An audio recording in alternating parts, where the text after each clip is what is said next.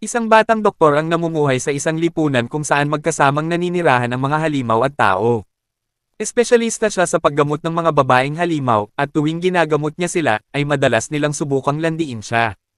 Ang kanyang katulong, na isa ring babaeng halimaw, ay may matinding damdamin para sa kanya, na nagbubukas ang yugto sa isang salaysay tungkol sa isang digmaan sa pagitan ng mga tao at halimaw na tumagal ng halos 100 taon. Sa sobrang pagod na mga sundalo sa magkabilang panig, ay nakalimutan na nila kung bakit sila lumalaban. Kalaunan, nagkasundo ang magkabilang panig at pinili ang kapayapaan. Sa paglipas ng panahon, nagsimulang mamuhay ng magkasama ang mga tao at halimaw sa iisang komunidad. Nagpapalit ang eksena sa isang klinika kung saan sinusuri ni Dr. Glenn, isang batang doktor, ang dibdib ng isang babaeng Menator upang hanapan ng bukol. Nahihirapan ang Menator sa nararamdaman niyang sensasyon habang maingat siyang sinusuri ni Dr. Glenn, ngunit pagkatapos ng masusing pagsusuri, ay natuklasan niyang buntis pala ito. Ang pananakit ng kanyang dibdib at tenga ay dulot lamang ng pagbubuntis. Biglang dumating ang kanyang asawang Menator at niyakap siya. Dito isiniwalat na ang mga babaeng halimaw ay kalahating halimaw lamang, samantalang ang mga lalaking halimaw ay may ganap na anyo ng isang halimaw. Binati ni Saphentite, ang katulong ni Dr. Glenn na kalahating ahas ang Menator. Maya-maya ay pinayuhan niya si Dr. Glenn na maging mas maingat sa kanyang paligid habang gumagamot ng mga pasyente. Hiniling din niya sa doktor na tawagin siyang Safi, tulad noong nasa akademya pa sila. Di nagtagal ay nakatanggap si Dr. Glenn ng liham mula sa kanyang nakatatandang kasamahan, na si Dr. Tule, na humihiling na bumisita siya sa malapit na arena upang gamutin ang mga pasyente habang wala siya. Sa pagkasabik, ay nagtungo siya at si Saphentite sa arena.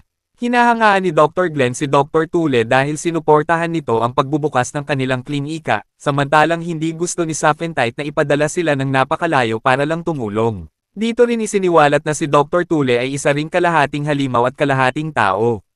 Sa arena, ay dumating ang isang babaeng centaur na nagngangalang Tisalia Scythia, isang prinsesa at pinuno ng mga atleta, upang magpasuri. Inayos niya ang pila ng mga atleta. Habang sinusuri ni Dr. Glenn ang mga babaeng atleta, ay nilalandi siya ng mga ito, humahanga sa kanyang kabataan at husay sa medisina. Nang dumating ang pagkakataon ni Tisalia, naghubad siya at nilandi ang doktor, binabanggit ang kanyang hangaring mapang-asawa ang isang perpektong lalaki. Nang makita ito, ay agad na sumingit si Saphentite at sinabing tumaba si Tisalia, inililihis ang atensyon nito palayo kay Dr. Glenn. Nagkaroon ng pagtatalo ang dalawang babae, ngunit kinumpirma ni Dr. Glenn na maayos naman ang kalagayan ni Tisalia.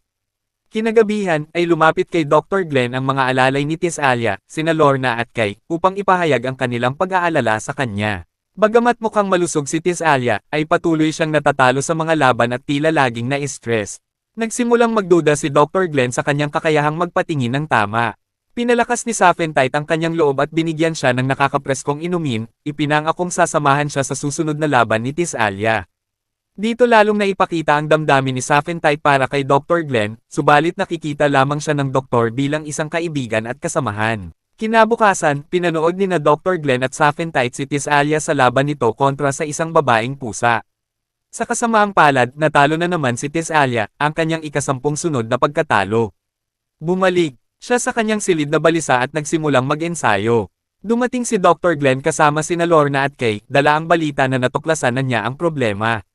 Sa una, sabik si Tisalia na malaman ito, ngunit nang isiwalat ni Dr. Glenn na ang kanyang mga kuko sa paa ang sanhi ng kanyang pagkabalanse, ay tumanggi siyang magpagamot. Gayunpaman, pinigilan siya ni na Lorna at Kay, kaya nagawa ni Dr. Glenn na hasain at palakasin ang kanyang mga kuko gamit ang metal na sapatos. Kailangan ito upang maibalik ang kanyang tamang balanse. Sa kabila ng kanyang pag-aatubili, ay natapos rin ang proseso. Habang nagpupumigla si Tisalia, masyadong madiin hinawakan siya ni Saphentite upang pigilan. Matapos ang paggamot, ay lumaban muli si Tisalia at sa wakas ay nanalo, na labis na ikinatuwa ng lahat. Sa sobrang tuwa, ay pinasalamatan niya si Dr. Glenn sa kanyang tulong. Isang paggunita ang nagpakita kung paano unang nagkakilala sina Dr. Glenn at Saphentite. Noong panahon ng digmaan, ay ipinadala si Saphentite upang manirahan sa pamilya ni Dr. Glenn bilang isang bihag upang matiyak ang pagpapatupad ng kasunduan sa kapayapaan. Sa loob ng isang taon, ay naging malapit silang magkaibigan. Gayunpaman, matapos ang digmaan, ay napilitang umalis si Saphentite na nagdulot ng labis na lungkot kay Dr. Glenn. Sa kabutihang palad, nagkita silang muli sa paaralan ng medisina at ipinagpatuloy ang kanilang pagkakaibigan. Simula noon, nanatili silang magkasama, patuloy na nag-e-enjoy sa presensya ng isa't isa. Balik sa kasalukuyan, binanggit ni Sophentite ang pagbili niya ng purified water at naisip ang yayain ng doktor na samahan siya sa palengke.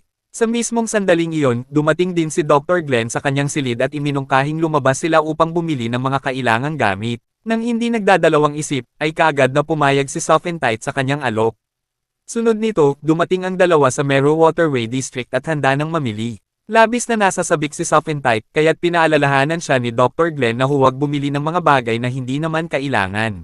Magkasama nilang nilibat ang lugar sakay ng bangka at namangha sa kagandahan nito.